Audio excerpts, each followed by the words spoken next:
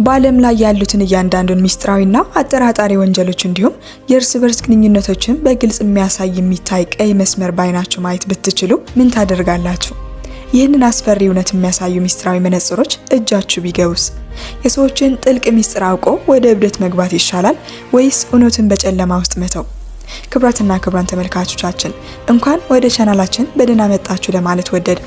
ዛሬም በሚስጥር በግድያና በከባድ መርገም የተሞላውን ቀይ መስመሮች የተሰኘውን አስደናቂ ታሪክ ይዘንላችሁ ቀርበናል። እስከ መጨረሻው ድረስ አብራችሁ እንድትከታተሉ እንጋብዛችኋለን። መልካም ቆይታ። ይንሆ ከልጅነቷ ጀምሮ ማንም ሰው ሊሸከመው የማይችለውን እጅግ ከባድና የሚያስፈራ መርገም ተሸክማ ለመኖር ተገዳ ነበር። ሌሎች ሰዎች ተራውን የዕለት ተዕለት ህይወታቸውን በሚኖሩበት ወቅት እሷ ግን በሰዎች መካከል የሚዘረጉትንና በሁለት ሰዎች መካከል የነበረን ያለፈ ጥልቅ ግንኙነት የሚገልጡትን የሚያበሩ ቀይ መስመሮች በግልጽ ታያለች። እነዚህን የሚያበሩ መስመሮች በቴሌቪዥን መስኮት ላይ በሚያልፉበት ወቅትም ለማስወገድ ስትል ሁል ጊዜ ጥቁር መነጽር ለማድረግ ትገደድ ነበር። በልጅነቷ የነዚህ ቀይ መስመሮች ትርጉም ስላልገባት በስዕሏ ላይ አብራ በማስገባት ስላቸው ስለነበር ይህ ድርጊቷ በወላጆቿ መካከል ከባድ ጥርጣሬና ጥላቻ እንዲፈጠር ምክንያት ሆነ። እናቷም በስዕሎቹ ምክንያት ባሏ ታማኝ እንዳልሆነ በማመን ከባድ ንዴት ተነስታ አባቷን በግፍ ገደለችው። በዚህም ሳቢያ ነው ሙሉ ቤተሰቦቻቸው በአንድ ምሽት ውስጥ የፈረሰው። ይንሆ እያደገች ስትመጣም የነዚህ ቀይ መስመሮች አስፈሪ እውነትና ትርጉም በግልጽ ስለገባት ይህንን ከባድ የእውነት መርገም መሸከም አቅቷት በተደጋጋሚ ህይወቷን ለማጥፋት ትሞክራለች።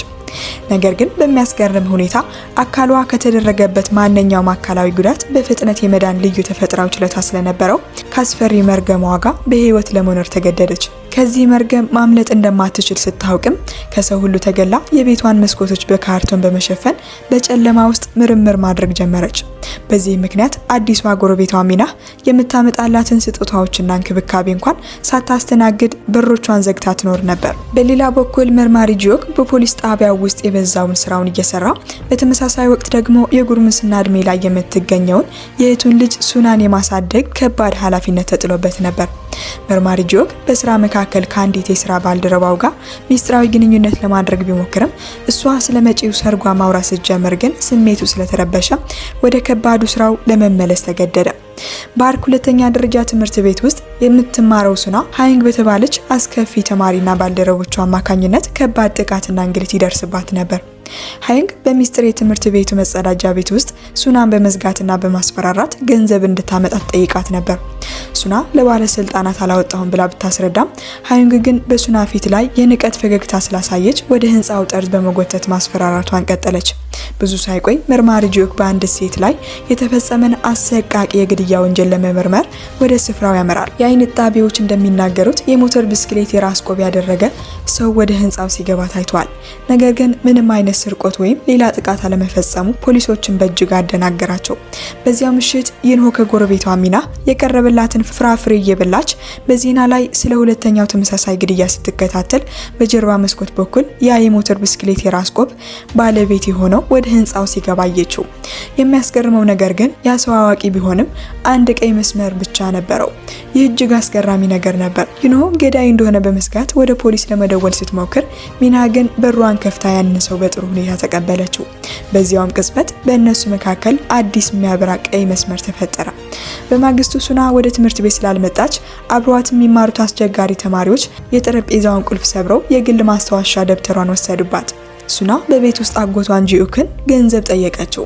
ጂዮክ በሰውነቷ ላይ የደበቀቻቸውን የድብደባ ምልክቶች አይቶ ቢጠይቃትም ምንም ልትነግረው ግን አልፈቀደችም። ጂዮክ ወደ በረንዳ ወጥቶ ሲያጨስ ከፊት ለፊቱ ባለው በካርቶን የተሸፈነው የይንሆ ቤት ላይ አይኖቹ አረፉ። በዚያው ቅጽበት ከፖሊስ ጣቢያ በተደወለለት ስልክ ትናንት ማታ ደውሎ ያቋረጠው ሰው አድራሻ የዚያው የካርቶን ቤት እንደሆነ ተነገረው። መርማሪ ጂዮክ ጉዳዩን ለማጣራት ወዲያውን ወደ ይንሆ ቤት አመራ። ይንሆ በበሩ ቀዳዳ በኩል ስታየው ከመሪ ጂዮክ ራስ ላይ የሚወጡትን በመቶዎች የሚቆጠሩ የተወዛገቡ ቀይ መስመሮች አይታ በድንጋጤ በሩን ሳትከፍት ቀረች። ጂዮክ በሩን አጥብቆ ሲያንኳኳና የግድያ የግድያ ወንጀል እያጣራ እንደሆነ ሲናገርም ይንሆ በሩን ጥቂት ከፍታ ሰው መሳሳቱን ተናግራ በሩን በኃይል ዘጋቸው።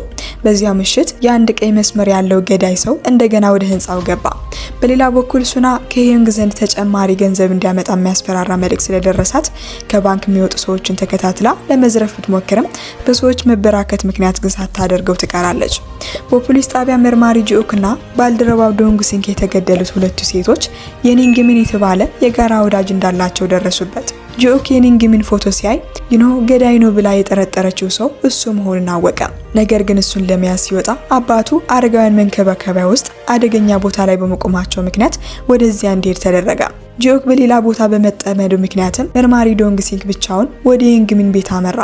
በቤት ውስጥ ሲገባ በከባድ ሚስጥራዊና አስፈሪ ነገሮች የተሞሉ ክፍል አገኘ። ወዲያውኑ ለጂኦክ ደውሎ ነገሩን ሊነግረው ሲል ግን የኒንግሚን ከበስተጀርባ መጥቶ በኃይል ይመታዋል። ዶንግ ሲንክም ራሱን ስቶ ወደቀ።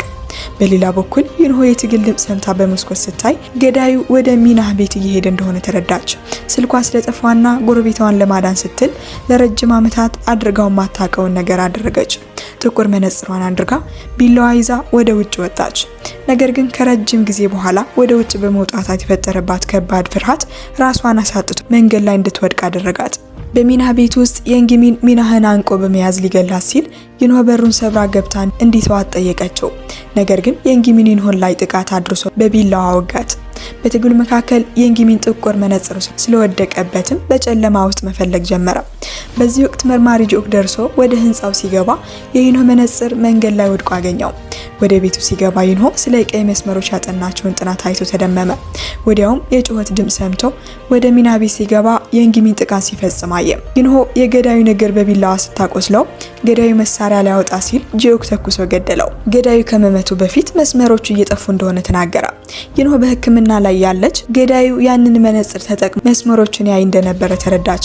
በዚህ መካከል ሱና መጣ ይንሆን አባቷን የገደለችበትን አሳዛኝ ታሪክ ለጂኦክ ነገረችው። ይንሆ ሰውን ማዳኗ ቢያስደስታትም ወዲያውኑ ከተደበቀ ቁጥር የማዩን ማየት እንደምትችል ያውቃለው ወደ አርክ ትምህርት ቤት ነይ የሚል አስፈሪ መልእክት ይደርሳታል። ይንሆ እውነቱን ለመጋፈጥ ወስና የቤቷን ካርቶኖች ጥላ በሩን ከፈተች። በሌላ በኩል ሱና በትምህርት ቤት የደብተሯ ሚስጥር ተገልጦባት ከሄዮንግ ጋር ተጣላች። ከክፍል በኋላ ሱና በካቢኔዋ ውስጥ ያንን አስፈሪ ጥቁር መነጽር አደረገችው። ሱና መነጽሩን ስታደርገው በራሷ ላይ የሚያበራ ቀይ መስመር አየች። አጎቷ ጂኦክ ወደ ቤት ሲገባ ከመቶ በላይ የተወዛገቡ መስመሮች አይታበት በድንጋጤና በንዴት ከቤት ወጥታ ሮጠች። ሱና በየመንገዱ የሚያልፉትን ሰዎች ሚስጥራዊ መስመር በማየቷ ተደመመች። በማግስቱ ሱና በትምህርት ቤት መነጽሩን አድርጋ ስታይ አስተማሪ ቲዮን ምንም መስመር እንደሌላት፣ አስተማሪ ሲንግ ጂን ግን ከሃዩንግ ጋር የተያያዘ መስመር እንዳላቸው አየች። በዚያው ቅጽበት ይንሆ አዲስ ተማሪ ሆና ወደ ክፍሏ ገባች። መርማሪ ጂኦክ የጉዳዩን የቆዩ ፎቶዎች ሲያይ ያ መነጽር እንደነበረውና አሁን ግን በፖሊስ እጅ እንደሌለ ተረዳ። አስተማሪ ቲዮንን ለመጠየቅም ወደ ትምህርት ቤት ያመራል። በትምህርት ቤቱ ጣሪያ ላይ ሄዮንግ ሱናን ልትመታት ስትል ሱና እጇን ይዛ አስቆመቻት። ይንሆ መታ ሃዩንግን ወደ ህንጻው ጠርዝ በመጎተት ሱናን እንድትተዋት አስፈራራቻት። ሱና የያዘችውን መነጽር በመጠቀምም አስተማሪ ሲንግ ጂንግንና ሃዩንግን አብረው እንዳሉ የሚያሳዩ ፎቶዎችን በማንሳት አስተማሪው 20 ሚሊዮን ወን እንዲሰጣት አስፈራራቸው። ሱና በዚህ ሁኔታ ተጠናክራ አዳዲስ ጓደኞችን አፈራች። ይንሆ የመነጽሩን አደገኝነት ብታስረዳትም ሱና ግን መስመሩ የሚጠለፍበትን መንገድ ብቻ ጠየቀቻት። ይንሆም ሌላኛው ሰው ሲሞት ብቻ እንደሆነ ነገረቻት። ሃዩንግ የሱናን መነጽር በሚስጥር ሰረቀቻትና ሱና ገንዘቧን ከአስተማሪ ሲንግ ጂንግ ለመቀበል ወደ ጣሪያው ስትሄድ አስተማሪው ህይወቴን አበላሸሽው ብሎ ሲከሳት እናያለን። በዚያው ቅጽበት ይንሆ ወደ ትምህርት ቤት ቅጥር ግቢ ስትደርስ አንድ አካል ከጣሪያው ላይ ሲወድቅ አየች። ሱና መሬት ላይ ተከሰከሰች። ሱና በህይወት ምትተርፍ ይመስላችኋል? ያንን ጥቁር መነጽር የወሰደው ሰውስ ምን የሚያደርግ ይመስላችኋል? የዚህን አስደናቂ ታሪክ ሁለተኛውና የመጨረሻውን ክፍል ለማየት አሁንኑ የቻናላችንን ቤተሰብ ለመሆን ሰብስክራይብ በማድረግ ቪዲዮን ከወደዳችሁትም ላይክ፣ ሼር በማድረግ እንድትከታተሉ እንጋብዛችኋለን። መልካም ቆይታ።